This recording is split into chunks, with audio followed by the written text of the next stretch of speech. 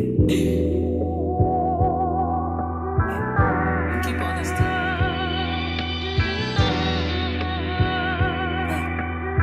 Heavy is the head. I see the bow throwing. I'm too full with it. I gotta keep going. Kobe with the wins. You niggas just Ginobili. You win and only cousin me. Let's keep the ball rolling. No disrespect, Slim. Where is your check, Slim? Welcome back to another episode of the You Weren't There podcast. I'm, of course, your host at Mia Was Here, 5_. And make sure you follow the podcast on TikTok still and IG at You Weren't There podcast. I got some special guests with me today. We're going to go around the room, let them introduce themselves, and we're going to get right into it. Tony, let's start with you. Hey, I'm Tony Cobain. How y'all doing? Thank y'all for having me on your podcast. Mm-hmm. It's beautiful here. Thank you. This nigga's really on. That's crazy. FN. My name is FN. I'm a recording artist from Southeast Washington, D.C. What's up, everybody? I am G-Long, the Don of Slick Nerd Pro, born and raised out of West Baltimore. Peace, family. This is your boy Chaz DL, your resident guest. Welcome. All right, now we know who's here, man. So we're going to get started with these introductions. Tony, let us know where you come from, kind of what your background is, how you got to be sitting in the seat. Okay, how I got to be sitting in this seat, like I was napping at home like 2 hours ago, and like my alarm went off, and I was like, oh shit, I got to do this podcast thing. Maybe we move forward a little bit. Okay. I'm Tony Cobain. I'm from the DC area. I always wanted to like get into like film and movies and stuff. So like when I was like 14 years old, like I wanted to play for the Lakers, but I was like, I ain't that good.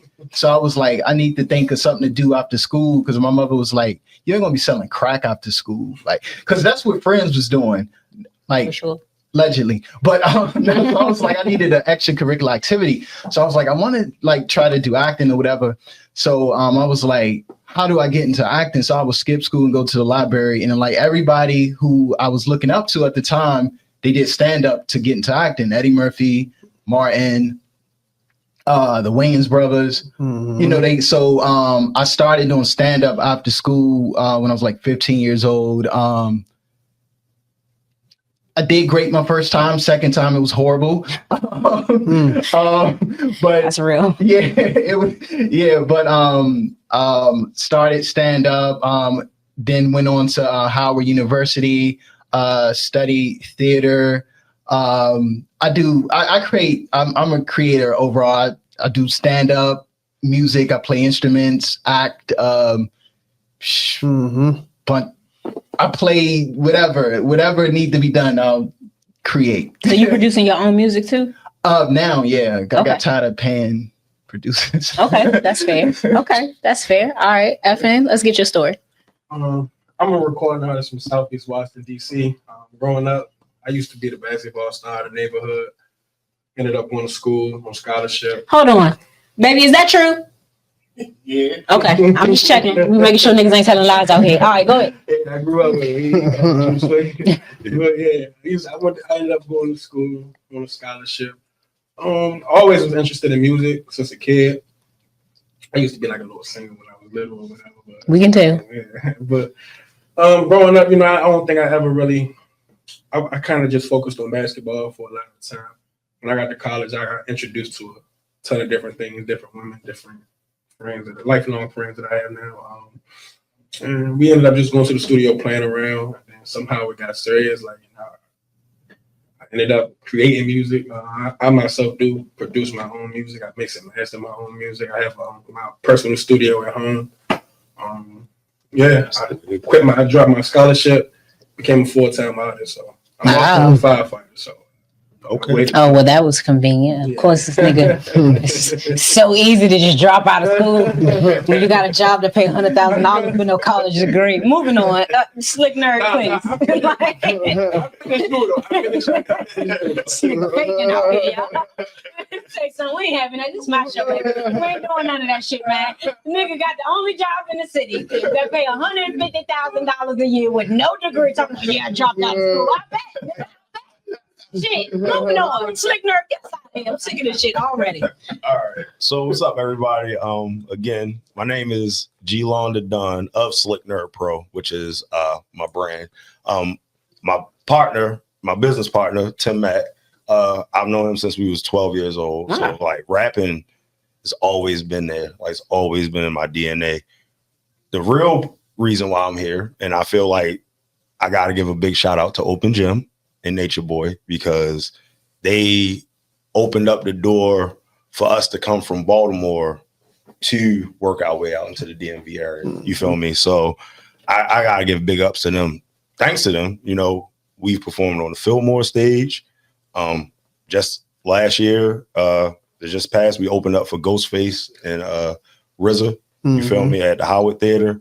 And we do a little bit of everything. So we do a lot of stuff in-house. As far as mixing and mastering, production, we really work with a network of producers, you feel me? Because it's like an ecosystem. So we got to give to the well to get back from the well. You feel me?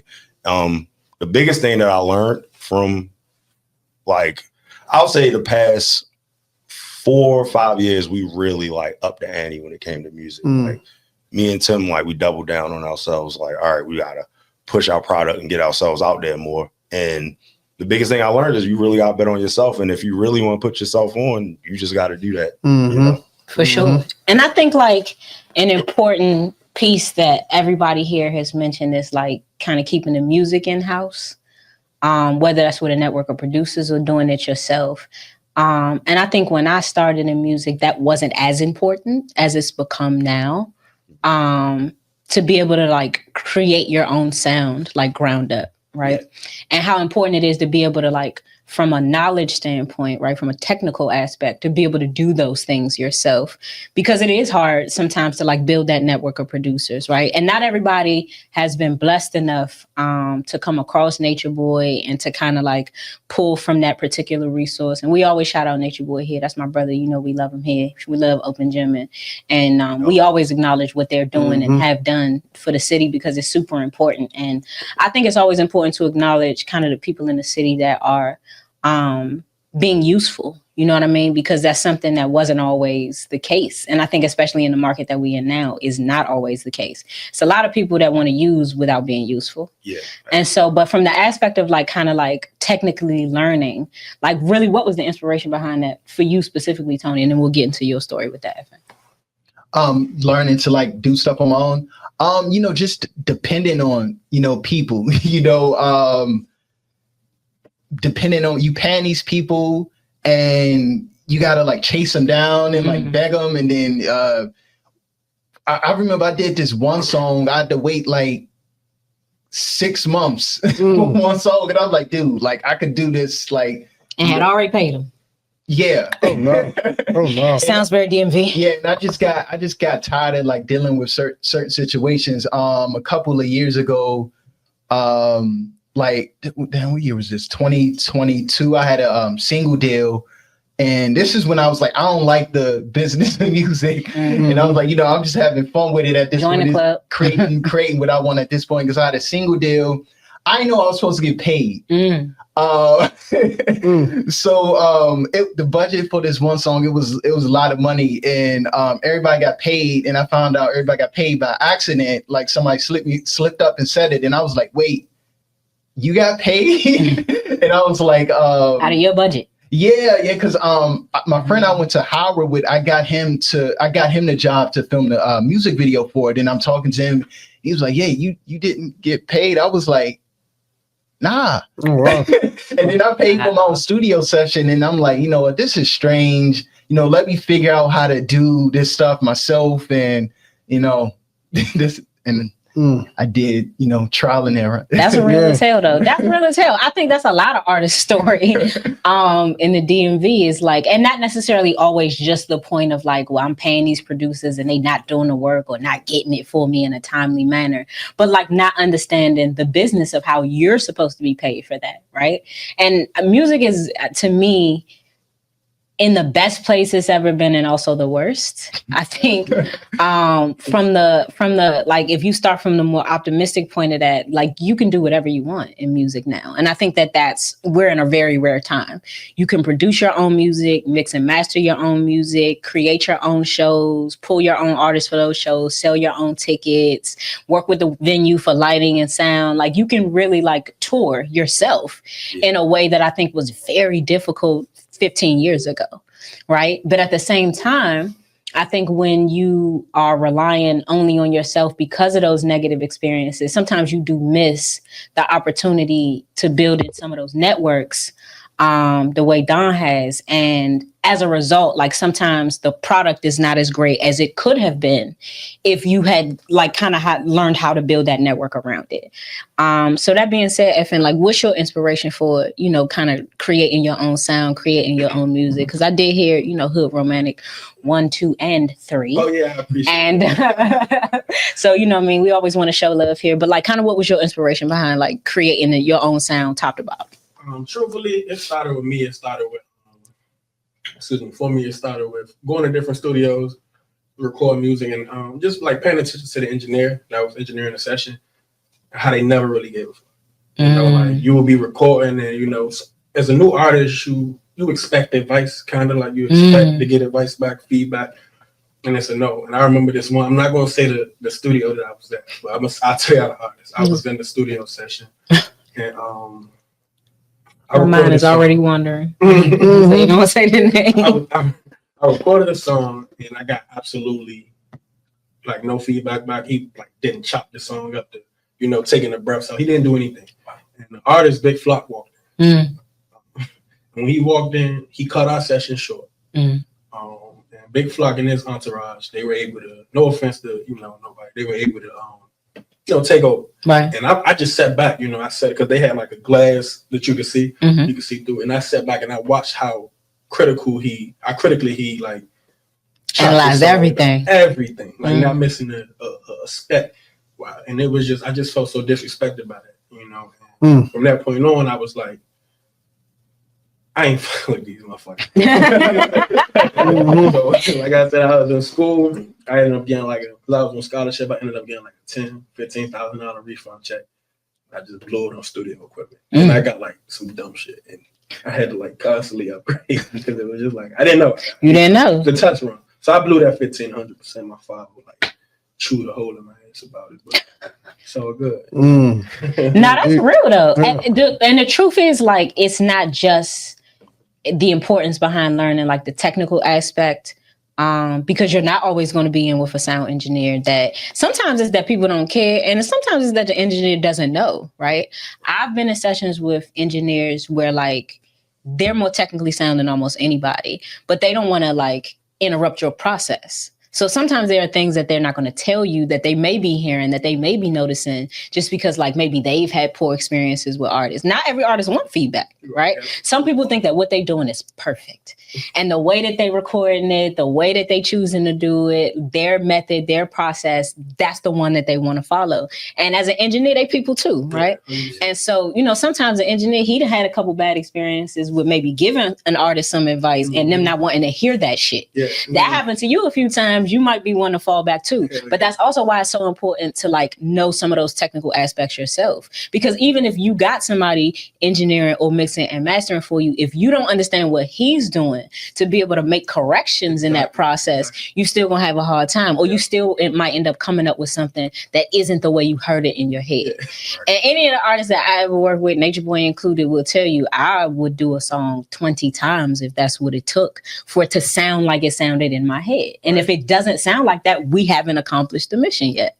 But I know the technical aspect of it to be able to say, no, you need to do this, like you need to put the drop right here, like you got to put it underwater right here, like you got to break it right here, like, but you got to know that kind of stuff, right? Because you can't rely on people in a studio session at a performance venue to do your job for you. And that's with every aspect of the business. That's down to your promotion, that's down to your marketing, that's down to how you dress and how you doing your videos. Like you need to know the technical aspects so that you make sure that the people in line with those technical aspects are performing it the way that, because they performers too in a way, right?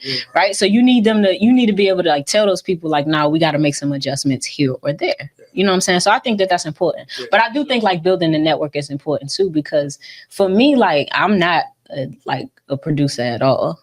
I know what I think sounds good in production, but that was never necessarily my strong suit either. It was like picking the right beats. And so I think it's helpful to like have people around you that you can bounce ideas off of, because you don't know everything. You know what I'm saying? So from that angle, like what's the importance you feel like of having like a network around you that you can sort of pull from? I say it's like building, it's a relationship. Like any other relationship, like with your barber, your doctor, those need to be strong, like your therapist. You know what I'm saying? So we have an engineer that we go to out here. Shout out to the House of J Rob. Shout out to Jonathan. And we love you, John. You know, like he's phenomenal. So it's like John will also tell you 20 times. Yep, he'll work with you. He'll say, maybe, you know, can you change this? Can you change that? And actually, he brings our production ideas to life. So we're Slick Nerd Pro. We are slick nerds. We fuck with anime, science, physics, astronomy.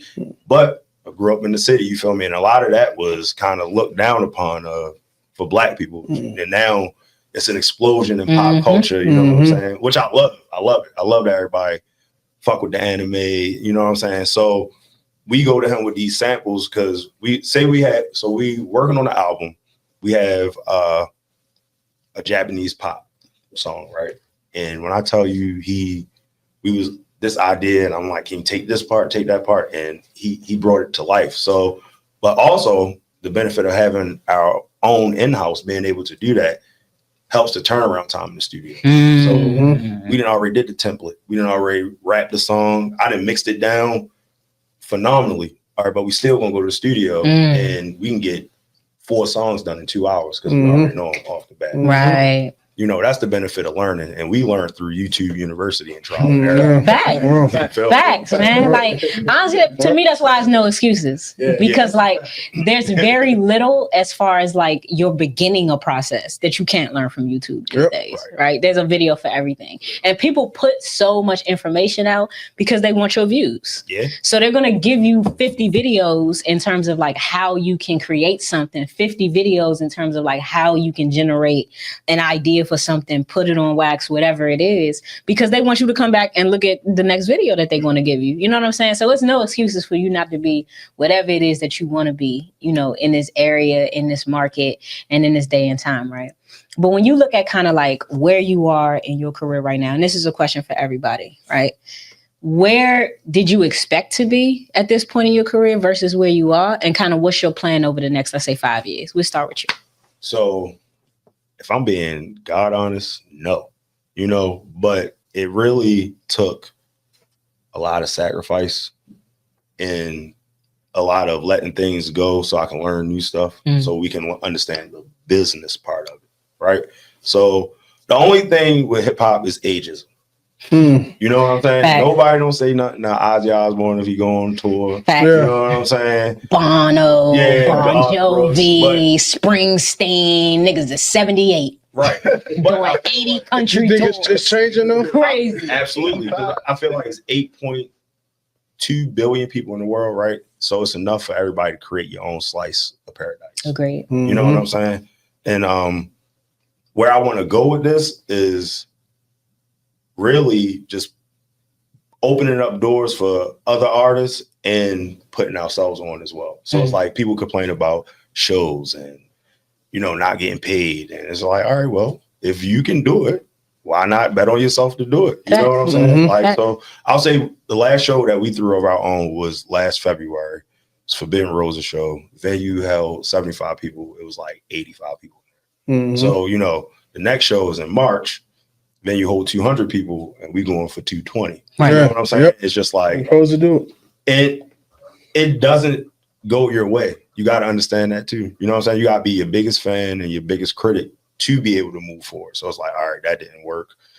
And, you know, you got to cultivate the people that really do rock with you. You know what I'm saying? And then you water the grass where you at, it's just going to grow. So, and that's where we at now. I really don't have any complaints about it besides just trying to get more eyes on the product. I always say, you know, we got plenty of fans. They just haven't heard it. You know what I'm saying? Facts.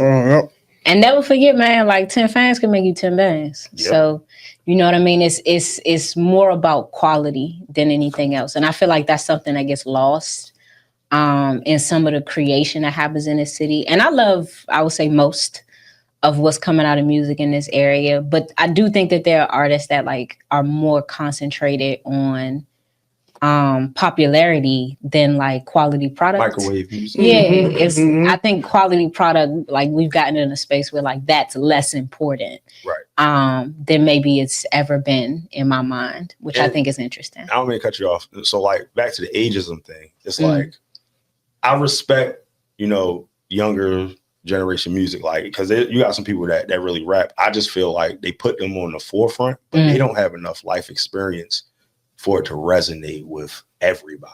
You know what I'm saying? If you 18 to 55, you know what it's like to be broke. You know what I'm saying? You know what it's like.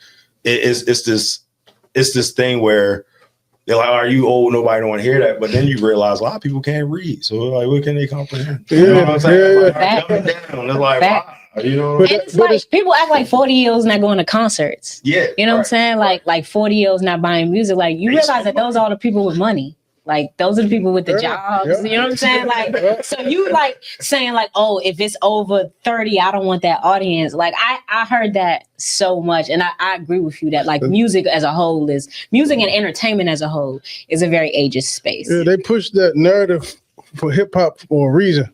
Yeah. Right. So the younger generation, it's almost like you ever see like assassins or hitmen when they get to a certain age, they kind of get them out that business because they got a conscience now. So now I heard some of your music. You got so much experience. You're gonna be actually talking about something to whereas a young folk, I can tell them what to rap about and what the influence, and they could push that. But I can't sway you to influence them. Because you got a conscience now. You got morals. For sure. You know what I'm saying? For sure. That makes a difference. What about you? For me, I would say no, I'm not what I thought I would be.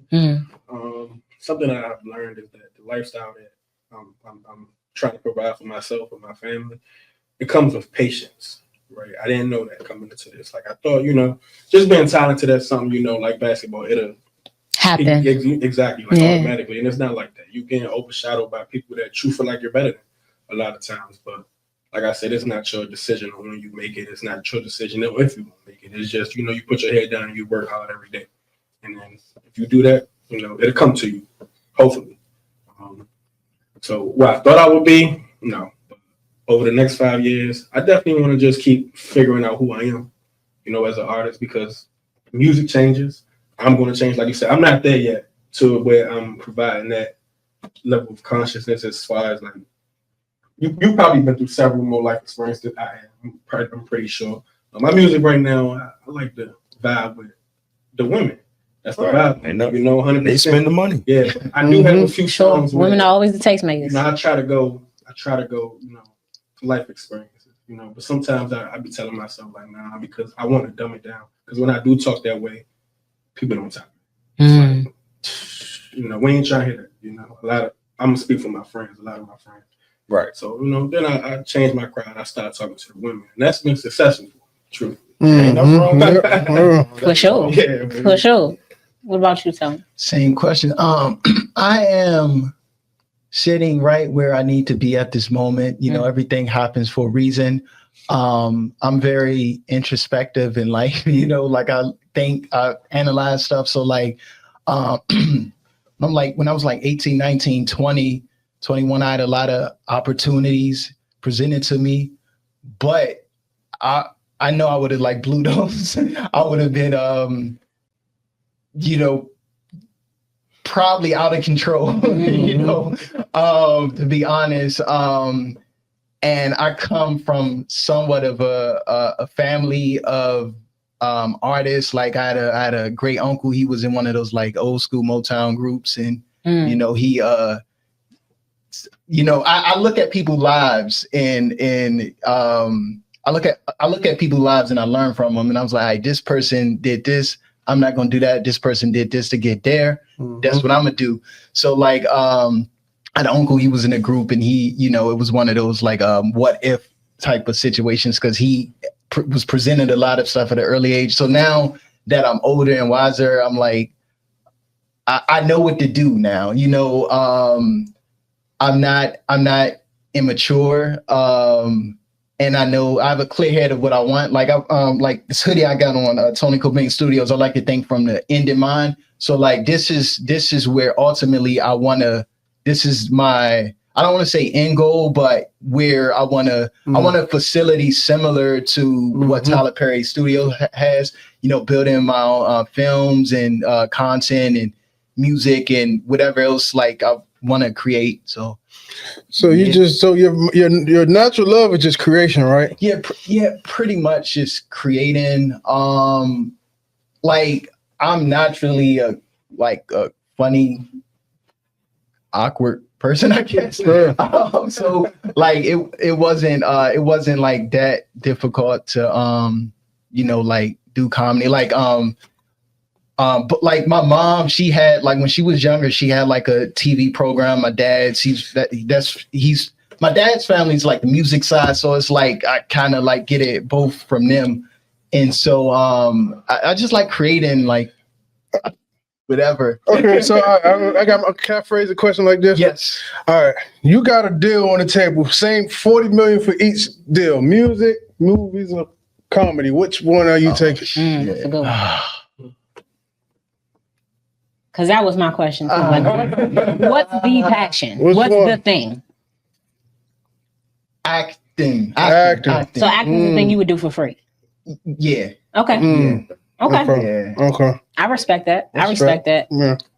I got a question for you, FN, because I think you said something that was very interesting, right? So you were saying like in your given circle of friends, right? If you try to talk like kind of that more conscious music, you notice that like they not hearing that, and so you'll kind of switch your style.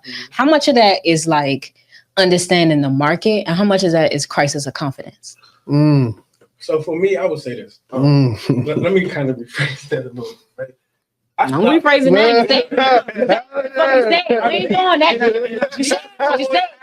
You said. That was a good question. I was thinking about it. It was. And I mean exactly what I said, but I stopped caring about that. Like, you know, that, you know, I used to care about it when I first started. You used to want I used to want the celebration with the friends. Like I've been on the radio several times, and it's like when I looked around when I was on the radio, I was with Bacon Bed. It was like it was just me there. You know, so I stopped caring about my friends, and I noticed like they didn't support me as far as when it came to music, and that was okay because this is not what everybody wants to do; it's what I want to do. So now I'm focused on strictly just making good quality music. Okay, you know, and that's solely what it's about. It's about what makes me feel good. Okay, so respect. So it's less about audience, exactly. It's less about friendships, and it's like this is what I want to make. Exactly, this is what I want to do. I don't care how long it takes me to do it. This is the quality of music I want to put out. This is the sound I want. It took me a long time to find my sound. This is the sound. You said you listen to all three Hood Romantics. I was going to mention that too. You know, so it was like. I actually conversely was going to say that I thought that they sounded very similar. For real? I did. Okay. That's an ear from the outside, and that's the ear of a woman. Yeah, I did think that they sounded very similar, and I don't think that that's a problem. I think all Drake's music sounds very similar, but I think like there's like subtle growth. Like there's nothing wrong with like staying in your bag. Drake stayed in his bag for a long time. He got lost when he left that bag. When he forgot about Songs for Bitches, right? Which was the bag. That was the bag. Songs for Bitches. When he left that bag and started talking about FNs, no pun intended, and all that shit, that's when stuff went crazy. So I don't think there's anything wrong with like staying in the realm of like, this is what works for me, and then evolving the sound within that, right? Rick Ross, prime example, I talk about him all the time. Somebody who progressed as far as the sound of the voice, somebody who progressed as far as like the fashion surrounding the thing, the production of the videos, but really the content is very similar. Pusha T been talking about dope music for 20 years. A nigga could talk about what the nigga want to talk about. But I do think there needs to be an evolution in terms of like the sound evolving within that period. And honestly, for me, I think that's where a producer comes in. Right? I think that's where your evolution in a sound comes in. Even if you're only using one producer, right? Drake is mainly just 40. But there's an evolution in that sound between So Far Gone and say like, you know, Nothing Was the Same. You know what I'm saying? Like, and there has to be. Oh, definitely. I mean just the quality though, not like as far as like, you know what I'm saying.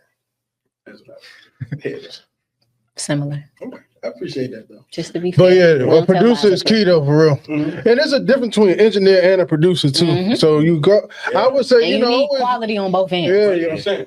yeah, for sure. For sure. Because I know a lot of like producers who couldn't engineer to save their lives. Mm-hmm. So you know what I mean? Like you need somebody who understands like the boards when it comes to like evolving that sound. I think that's really where like some of that technical growth has to come in, right? Is like that you can have a great producer, but you need somebody that can put this record together. Because a producer is not necessarily a songmaker. An artist is not necessarily a songmaker. There are lots of great artists who to me don't create. Like I think Meg Thee Stallion to me is a prime example of somebody who isn't a great songmaker. She's made a few great songs, but generally speaking, to me, that's the reason why like she doesn't have like any classic music, right? You might get, it never sticks. Meg Thee Stallion's music never sticks. She might have a little moment with a couple of songs. I'm listening to Bigger in Texas every day. You can ask my nigga, like, we was listening on the way here. So I think that you can have like a song or two, but I think in order for you to like have music that sticks and that grows, that evolves, you do need to have an understanding of like where the production and the engineering comes in. So I think for me, like Meg is somebody who like great engineers, terrible production. And I think that's why that music don't really like, why that music hasn't grown, why that music hasn't evolved, or why there's a song here or there that's great, but never really great albums. You know what I'm saying? Yeah. Like, and I think like whether people want to admit it or not, we are in a time where like a great album really helps. Yes. Because I think that the great album for me, right, just from the listener perspective, is what separates the good from the great. I think good artists have a good song or great song even here or there. But I think the great artists have great albums. GNX is a great album. Right. And it took over. Like when you have like an individual artist where the whole album goes number one, the whole album hits the charts, I think that's saying something. And I think to me, it defies the laws of all of the bullshit that comes with music with that ageism nonsense because Kendrick is 38. Right. I think like, yeah. Like, That is a mess up. That's a figment of the imagination for the talented. I was listening to your music, listening to it. When I asked her, this your playlist? And she told me it was you. I said, cause you got that Wu-Tang sound. You got an old soul, and I rock with it. I'm a fan. You know what I'm saying? But I'm a fan. Yeah, I'm a fan of it. Honestly, that's why I asked him to come here. I just thought the artistry was great. I didn't know that much about you, right? I had seen you because Nature Boy is a friend of mine. And so, you know, obviously you see people around. Yeah. But I didn't know that much about you, but I knew that music though. And it's very good. Thank you. Thank you very much. It's very good. That. I wouldn't lie to you. Because if that shit was mid, I would tell you. I appreciate it. I tell you, you work on that. Eric, so I feel like me and Tim, we have a good dynamic because it's two of us. You know what I'm saying? So we a duo and then we solo artists too. So, you know, like, and then, but we both push it equally. So the duo songs sound different than the solo songs. Like, you know what I'm saying? So I always call it like a good basket weave because we got conscious songs, but I got songs where I talk shit. You know what I'm saying? I'm talking on We're my going to get into that in a you second. know what I mean? So it's just, Keep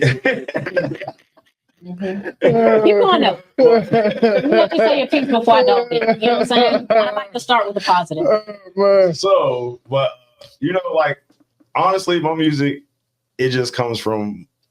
I compare music to wrestling a lot. You know what I'm saying? Like as far as promotion, your alter ego, I feel like you gotta kind of certain. Like for me, as a rapper, I gotta have bravado. I gotta be braggadocious. I gotta let you niggas know X, Y, Z. But people will challenge you on it. It's like, all right, cool. You know, check my resume if you want. Why do you feel like you like gotta approach your music like that, like with that bravado?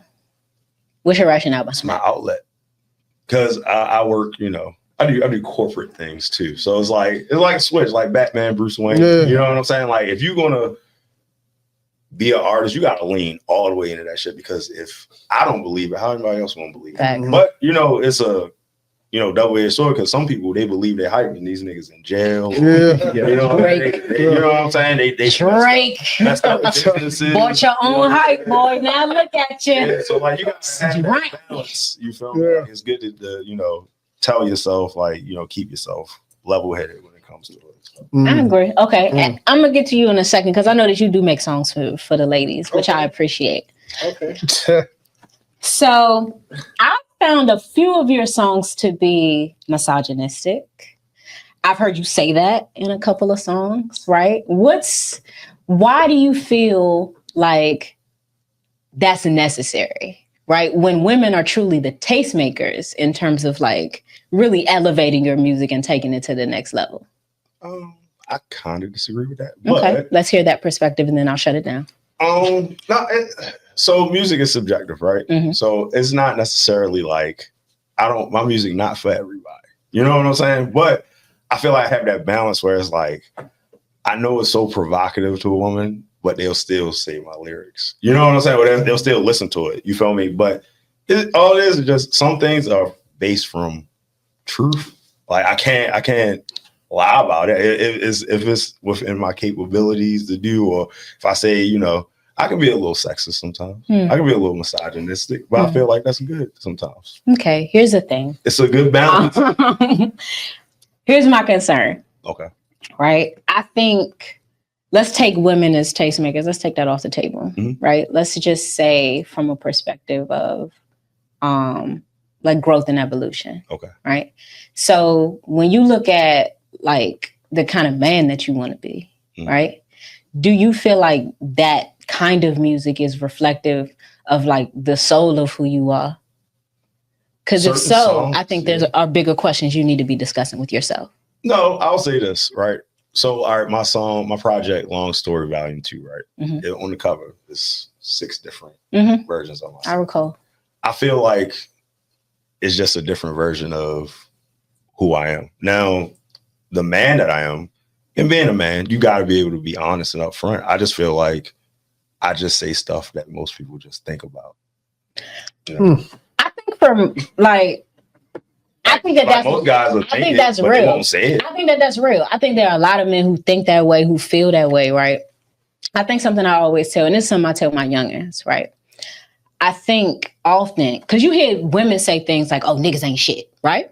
Right. So it's like, sis, is it that niggas ain't shit or is your sample of niggas not shit, right? So it's like, I think so often, particularly within our culture, and I think it's by design, right? Yeah. That there is such separation between Black men and Black women.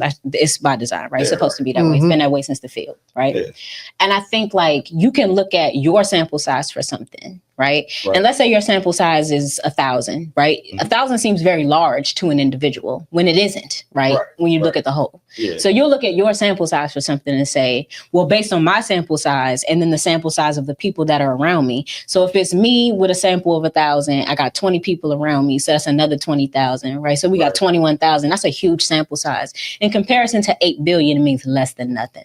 So when you look at it that way, right? Your sample size of experience, while important, right? While your right to say is in no way representative of the truth. Your truth and the truth are very different. I don't disagree. Right. So that being said, right? Your truth being your truth versus the truth being the truth. Right. Are you telling the truth?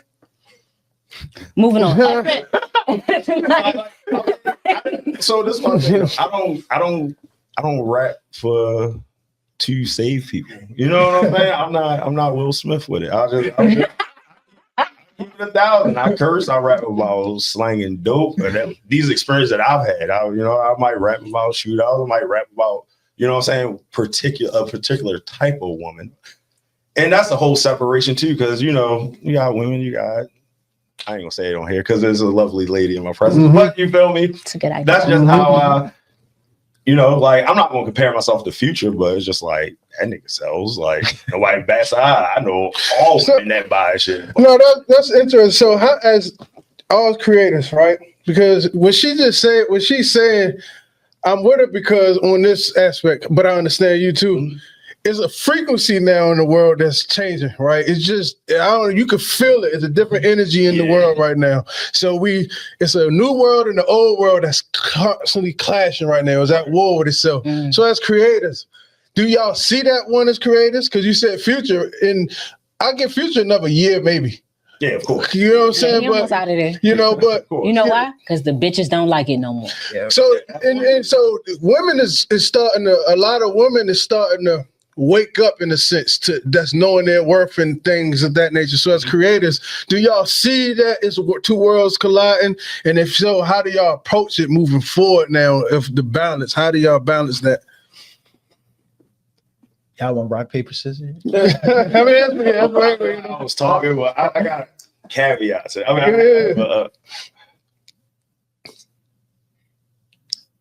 it just falls under freedom of speech. You know what I'm saying? Like, it's just one of the things where it's like, you gonna say what you gonna say, even if people like it or they don't. You know what I'm saying? Like, I love women. And listen, any woman that I've dealt with, like, I'm very respectful. You can be mad at me because you didn't get what you want, but you can't say you didn't have a good time. That's all. So that's just, and you know, that's just how I kind of. I was honest. No, more. That was honest. But that's just, you know, but that question you said, like, dude, but how do y'all approach it going into the new, you see a new paradigm coming. So how do you approach creating though? Yeah, especially to you, Tony, because like you create in so many different forms. Yeah, I just, my art is a reflection of me. And I just be myself. I'm like what you get from me in art is really not like, a character. It's just, it is what it is. Like, I'm respectful. I don't even like, I don't really like cussing in my music because my grandmama and my mother and them gonna hear it. I respect respect that. I get an earful every time we shoot one of these. Yeah, I remember my mom, she came to see me do stand up for the very first time, and I'm like, I can't cuss, but I want to say. I can't do it. But nah, I just like I like already like operate at a different, like, I think it's just like, I think I'm on the other side of that. Like, like I've been on that, I've been meditating my whole life. Okay. And I'm not one of those people that be like, like, cause I'm vegan, and I ain't one of those like vegan people. I ain't slapping steaks out of people's hands. Like, eat whatever you want to eat. Like, but like, I do believe what you put into your body,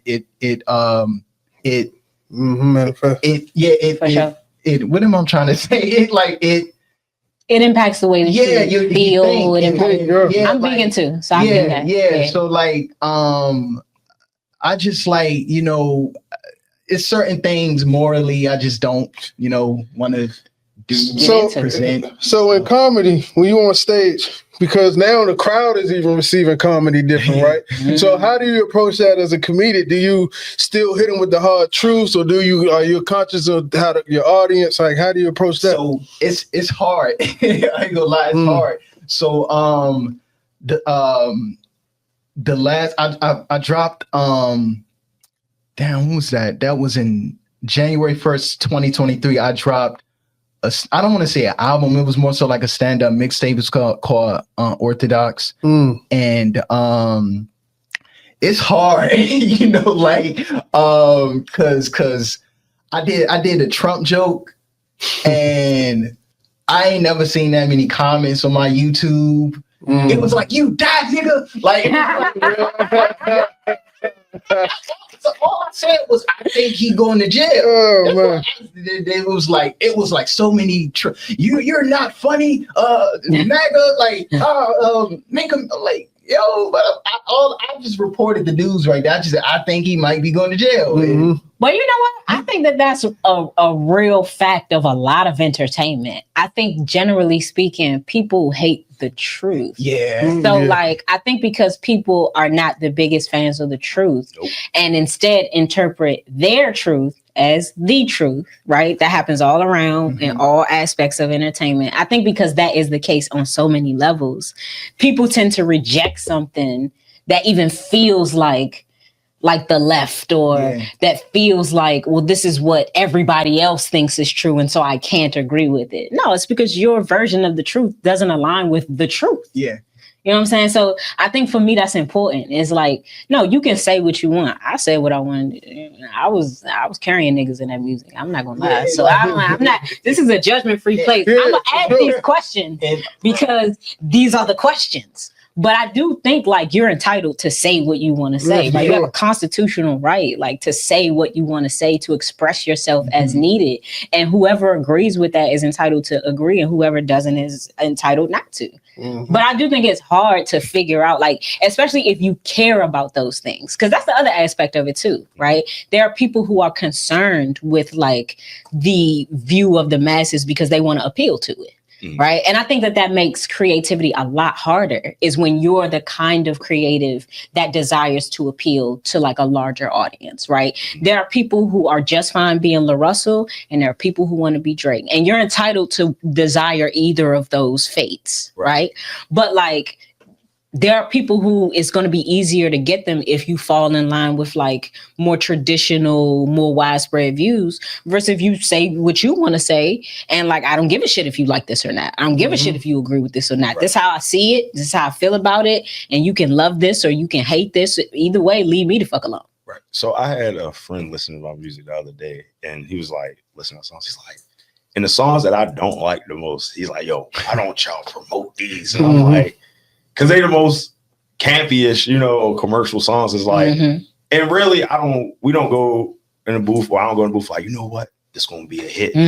You just creating. Yeah, you find your quality and your quantity, but you find those ones where you like, this is it. You know what I'm saying? So, but as far as worrying about what people say or think, I just feel like it's a real fine line with it. You know what I'm saying? For sure. Yep. Because you making music for the ladies, so. Right. So Yeah. And like I said, ladies, my biggest support. nah, I feel it. Me too. So I feel as though I'm speaking to who I'm speaking to. Like you said, I don't really care about. I'm speaking to one specific type of girl, and that's the girl that I like. And that's what it is. If that's not true, it's not for you. You don't have to listen to it. You don't like it, like you said. That's just me. That's how I view it, and that's how I keep the most sane mindset. Not worrying about. Like I said, I'm making music strictly for me. So what I'm saying is strictly how I feel.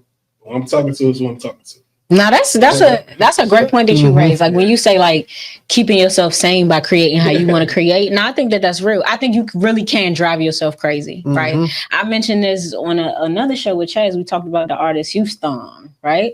Who had that song? I like that. I like that. Yeah. Whoa, right? Poked his eye out, right? And that was by the second single, right? This industry will drive you mad if you let it, right? So I think like that being the case, like kind of how are you keeping like a steady hand in terms of what you create? Like, how is it that you're creating without letting kind of the opinions of the world like dictate or change your art too much? Because that's hard to do. And I know for me, like I was the type of person, I feel like now that I don't do music anymore, I listen to more music than ever. I was never a person to really listen to a whole lot of music when I was in the midst of creation because I didn't want anything to influence my sound. It's so easy to listen to your favorite artist album after album, and then all of a sudden you picking up a certain type of twang, or you using a certain kind of slang because your favorite artists are using it, or you find yourself like inadvertently kind of including your influences, if you will, into like what you're doing, not even on purpose, right? Just because like that's what you're hearing and you're in the midst of creating, and what you hear, what you see, what you feel, what you do, all those things impact the art, right? Because the art is organic that way.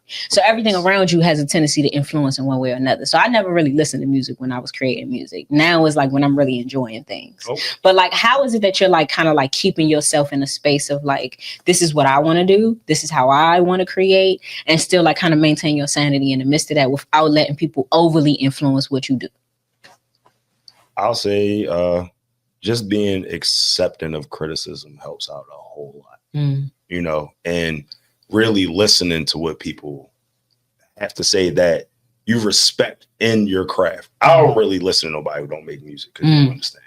You know what I'm saying? I do take people's opinions, like say, hey, maybe you can switch this and switch that. But to stay sane, this is what I do to stay sane. You know what I'm saying? Because everyday life is crazy enough already. Like I talk to my people's like, music is the last thing I want to stress out about because this is something that I love to do, and luckily been able to make money off of it, with merch and doing shows. And like, that's a blessing because a lot of artists can't even, they wish to get there. So I count my blessings and know where, I was at, where I'm at now and where I'm going to go. So I keep that in mind. So it's really gratitude. You feel me? Like that's what keeps me in a creative space, and being that places like this, and you know, like things like that are great morale boosters. Where some people might look at it, man, I'm not here.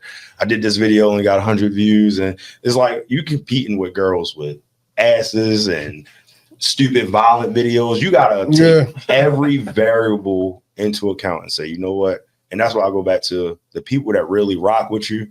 You hone in on them, and you know what I'm saying. That's where it keep you going. Because eventually, you know, I'm not gonna say I'll age out, but the pivot is still gonna be a part of music because it's a love for it. So like, you know, you say you stop doing music, but you listen to it more.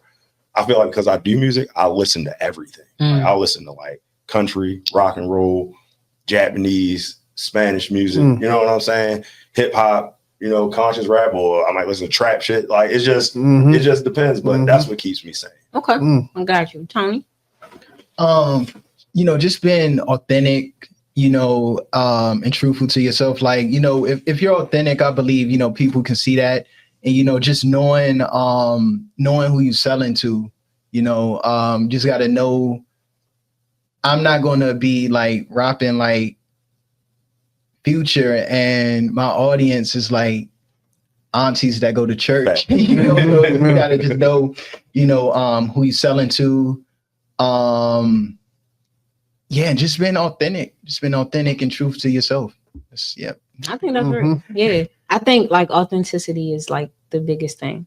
I think that's so important because I think it's very easy to get lost in the desire to not just the desire to like create right in a way that you see fit, but also to not get caught up in like comparison, right? Which is like ultimately the thief of joy, right? Like you get 100 views on something and you would have been happy with that if you hadn't noticed that artist over there got 5,000 and that artist who got 5,000 looked at somebody who got 10 and then felt like that was nothing. You know what I mean? So I think like if you like kind of just stay in your lane, in your bag and remain true to yourself, to me, that's one of the best ways to like keep yourself grounded in it all. Absolutely. Because I think it's easy to get lost in like, well, they doing better than me. Like, nah, like ebbs and flows. You know what I'm saying? Like it's podcasts that I looked up to, you know what I mean? And starting the process and our numbers looking about the same these days. So you just never know. Like, you know what I'm saying? Like ebbs and flows. And that's no diss. I'm just saying like, you know, like that's what happens when you be comparing yourself to other people. Like for me, it's just like remaining true to self and creating authentically and trying to be myself every week in this seat. Right. And if I can do that, then I feel like everything else will, you know, come accordingly and according to God's plan. But when you start comparing yourself to other people, I think that's when like shit goes haywire. It, you know, when you're in the car, you driving on the highway, you don't worry about, oh, this car getting off at exit 6. Where they gonna go at? You know, you stay in your lane. Yeah. You don't, you know, you ain't gotta worry about it. So fuck that Toyota Prius. My bad. To Tony's mom, I'm really sorry. We didn't encourage that. We didn't encourage that, man. Okay. That slip. Real talk. But like when you look at kind of like where you've gone in your journey, right? There's a lot of no's that you hear along the way. There's a lot of, you know, opportunities that you thought you were going to get out, that you thought you were going to get and they pass you by, or things you audition for, things you try out for, opportunities that you try your hand at and they just don't work. What's the best way in your experience, in all of your experiences, to like deal with rejection in a creative space? Cry. That was real, Tony. We like you up here. We like that nigga Tony said cry. You right. Sometimes you need to let it go. When I first did stand up, it was September 18th, 2008. I killed it. I was like, yeah, I went. Nobody in school knew I was doing it. Like I came back to school that next week. I'm like Eddie Murphy in my head, nobody not knowing except my best friend that went with me. I'm like, yeah. So they asked me to come back the next week. I came back the next week. I bombed hard. That shit, I felt it right here. I'm still. But nah, like when I dealt with that, I went home. I threw my notebooks in the trash and I cried. But I was like, man, fuck that. But nah, sometimes you just got to go through the motions and then just dust yourself off and try again. Yeah. What does bombing feel like? Oh, that shit hurt. Like so, like you know when you do music, like you know, like you do music, you on the stage with the DJ, maybe other rappers, like, people might know your song, so you can fall back on certain things. If you do like a play, there's other actors on there, you do a movie or something, there's other people on the set. Stand up is just you by yourself. And when it get quiet and nobody laughing, it's like, fuck, should I just hang myself? Or it's hard. Like, and then I when I bombed that first time really bad, like this one guy walked up to me, he was like, man, this guy that opened for Chris Rock, he bombed for 45 minutes straight. Jeez. Okay, why you trying to make you feel better?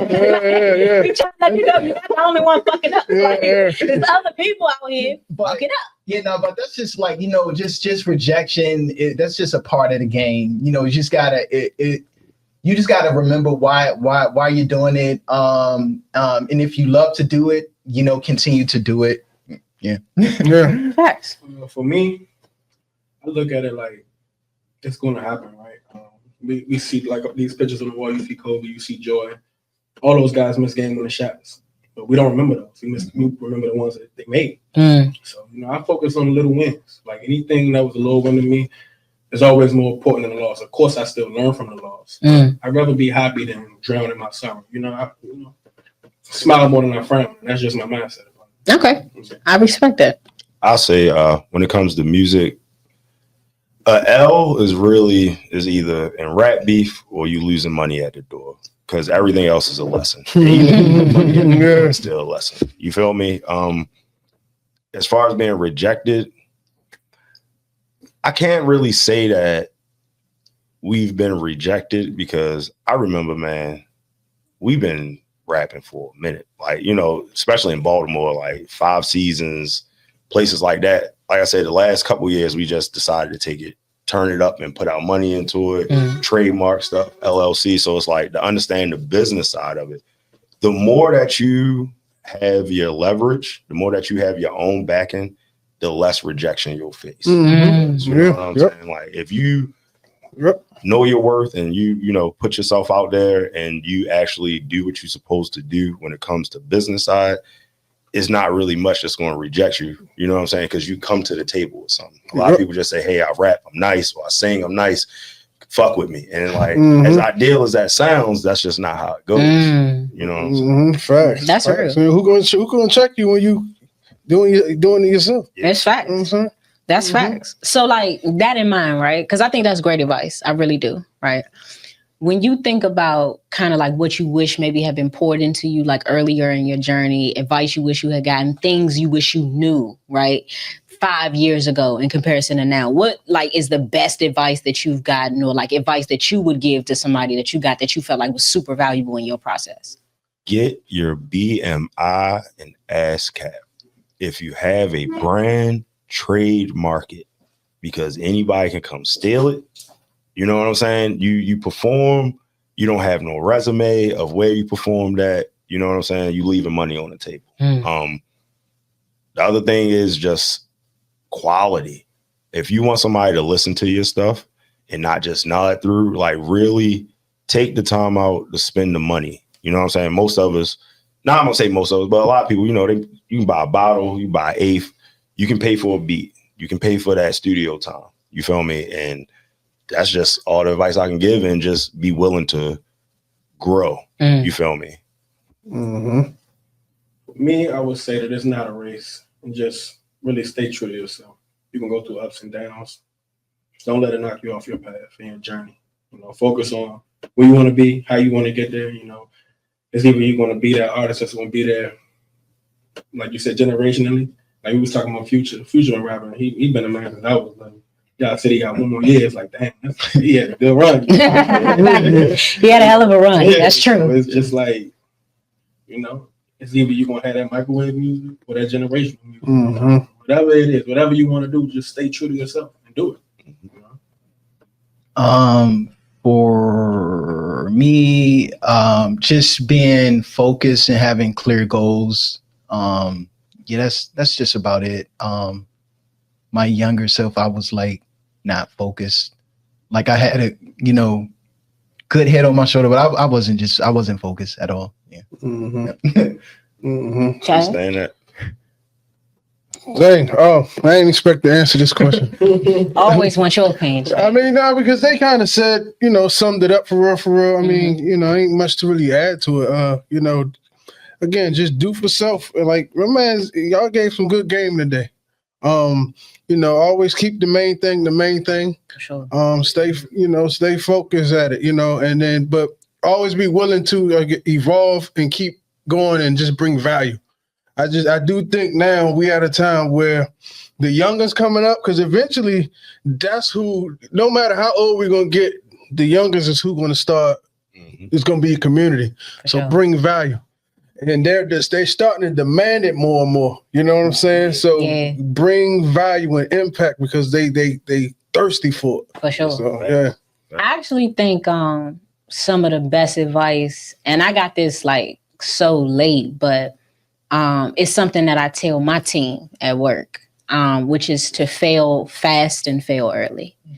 I think like so often people are afraid of what could go wrong, right? That they're like trying to make every single move perfect. When if you make your mistakes early, you learn earlier and you learn like what not to do going forward. If you try to be perfect from the very beginning, when those mistakes start to come in and you start to get the feedback from those mistakes, not everybody can take that. But if you get that feedback early, you fail early, you get that feedback, you figure out what it is that you need to change and you need to adjust, you'll get better that much quicker. So that's something I would tell anybody and everybody: fail early, fail fast. Can I add to that? Of course. So another advice that just through my readings though, I talked about this recently. Struggle is ordained, and after struggle comes ease. So that's some of the best advice I got. So now I feel I'm uncomfortable when stuff is too easy. Oh, yeah. You know what I'm saying? So I appreciate the hard times because I find comfort in that, because now, one, I feel like God loves me.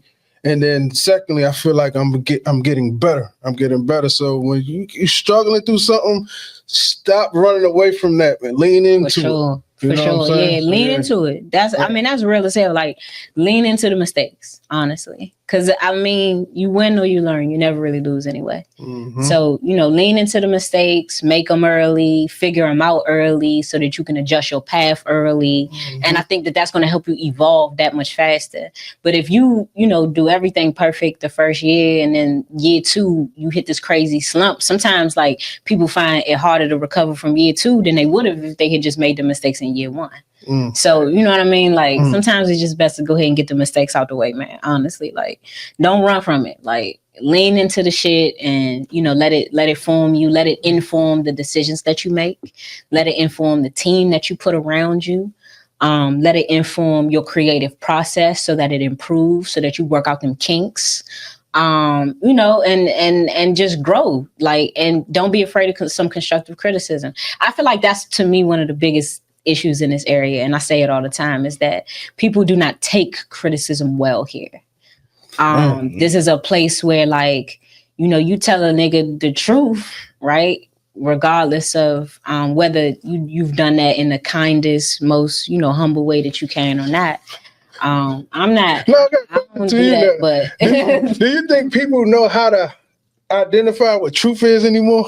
Yeah. I think people who have always rested in truth know how to identify it. Yeah, it's gonna be hard for a fucking liar to identify, and a lot of people are fucking liars. But yeah, like, it's hard for people who've lied to themselves and lied to everybody around them for long periods of time. No, of course. How would you know what the truth is? You never told it.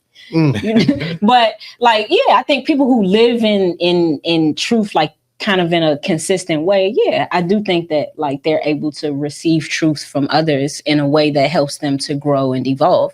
But I think if you've never had anybody give you nothing real, and if you're not real with yourself, then yeah, somebody giving you something real, even if they do it in the kindest way possible, is not going to go over well with you.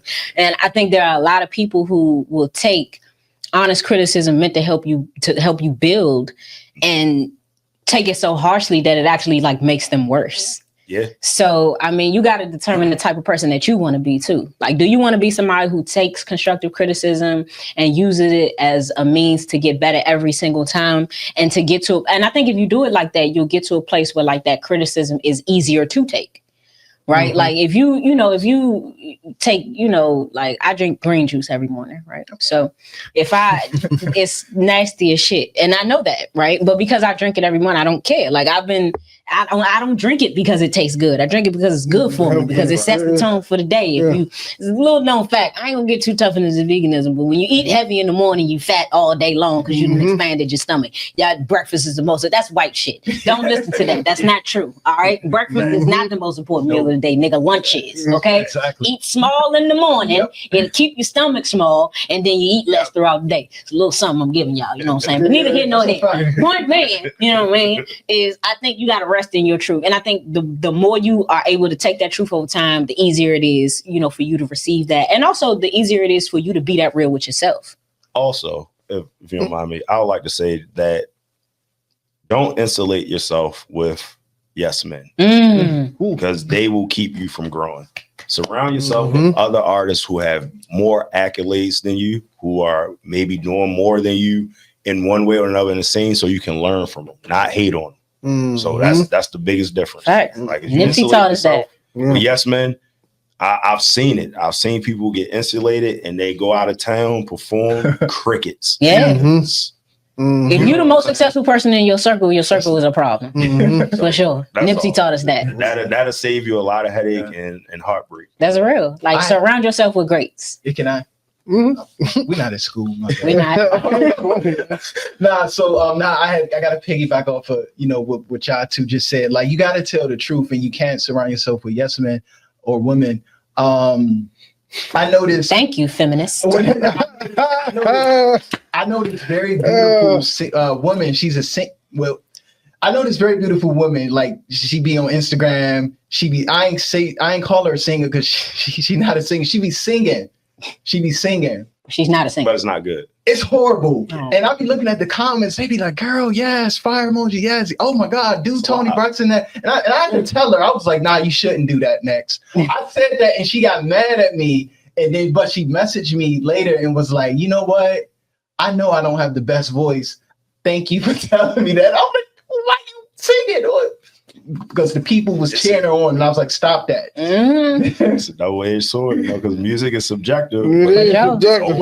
So if you hear her, you gonna be like, I believe For sure. Speaking of ladies, though, real quick, you say you make music for the ladies, but you said you make it for a certain female you like. Yeah. So when you get her, right? What is the approach then once you get the lady you like?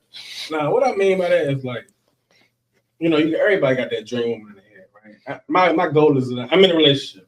My goal is to not, like, in a sense, grasp that woman. Is more so of like. Hey, so the one you want ain't your dream woman? Whatever.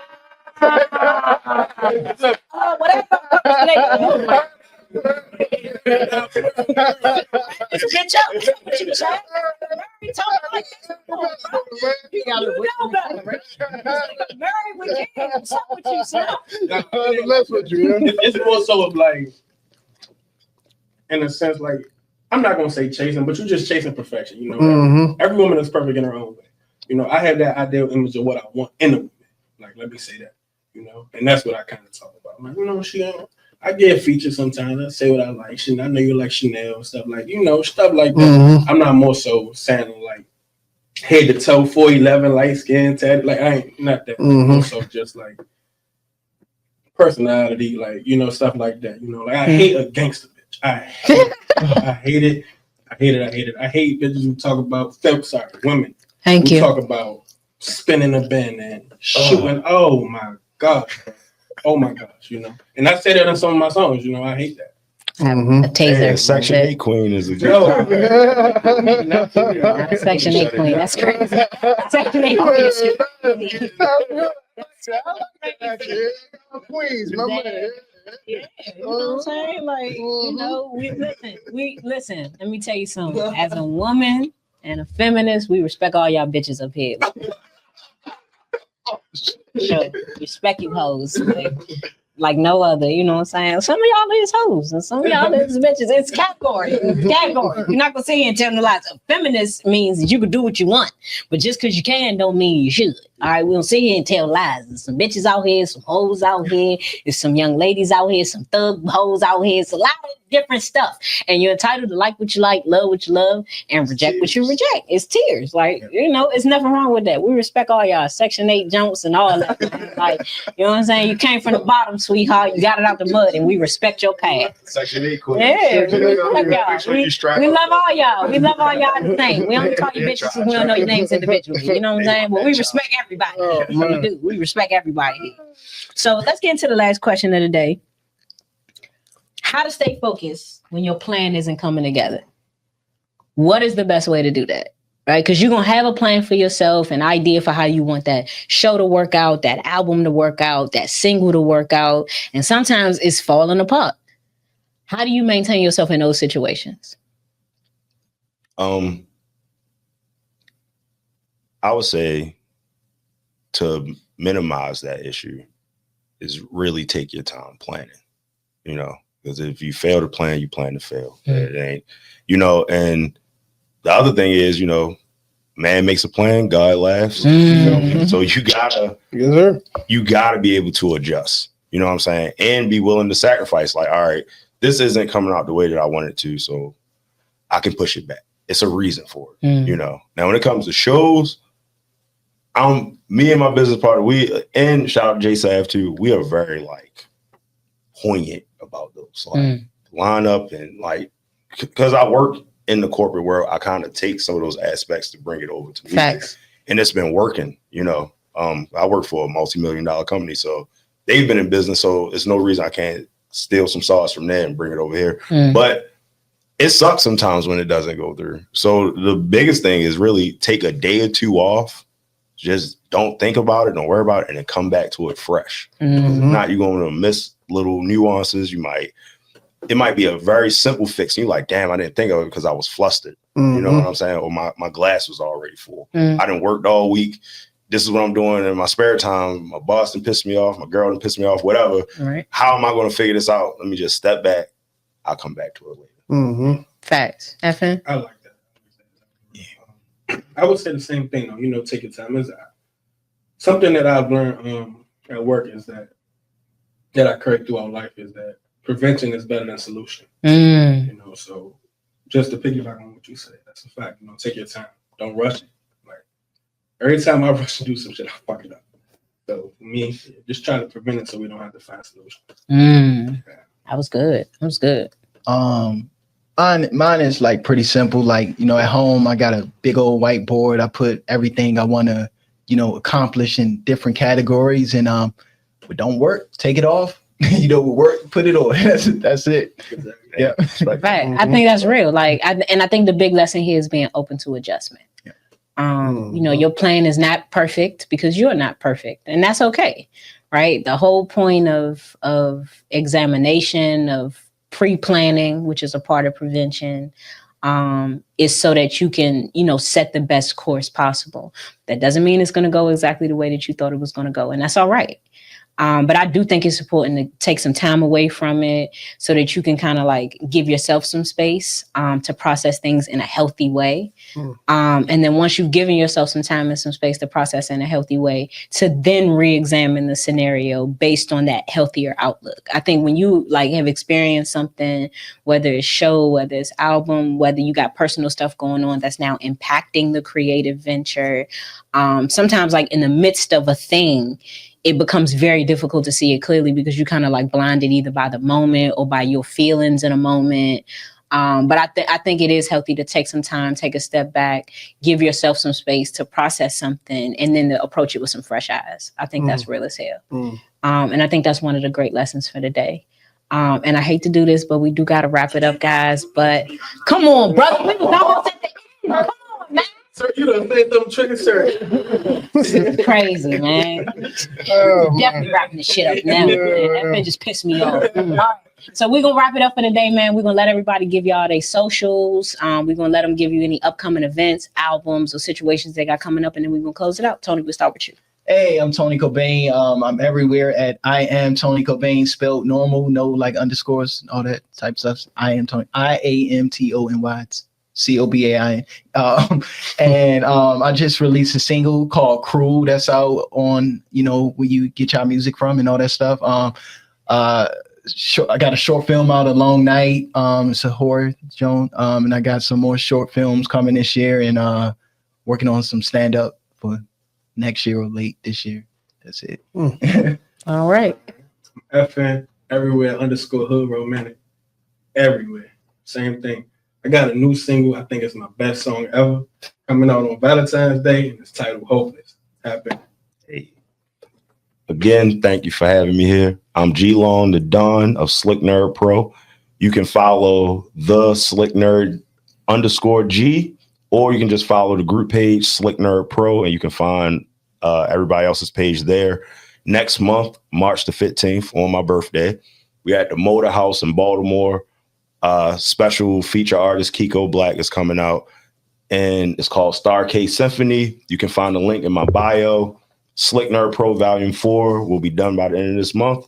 And if you want to check out my previous works, I just released The Black Tape about 2 months ago on all platforms, and The Upgrade a couple months ago on all platforms. Yes, sir. Y'all know what it is. Your boy Chaz DL everywhere. I love it. Chaz DL everywhere, man. You know what it is, man. Make sure you go get The Bird by the Door. I am working on my next audio book, but The Bird by the Door is out now. Go download that, grab that. Thank you for another great episode. Like, share, subscribe, comment. You know what it is, Mia. For sure. And I'm, of course, your host at Mia Was Here, 5 _. Make sure you follow at You Weren't There Podcast everywhere. Make sure you check us out on YouTube. Like, comment, subscribe. We appreciate y'all. We love y'all. God bless y'all. Thank you for coming, and good night.